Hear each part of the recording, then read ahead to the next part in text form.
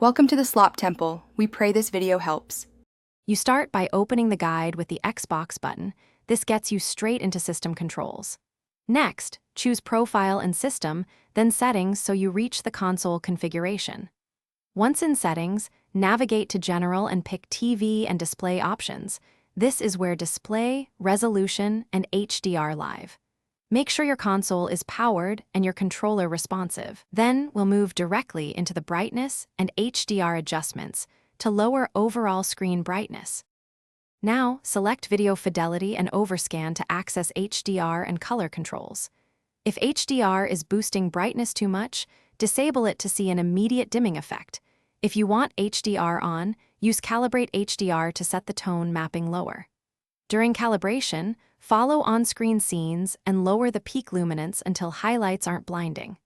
Once done, return to Display Options and test with a game or app to confirm the brightness level feels comfortable across content.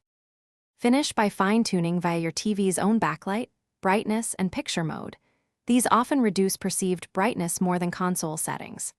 Also toggle Auto HDR and Game Mode in the TV or Xbox if color or latency issues appear, because those modes interact with brightness.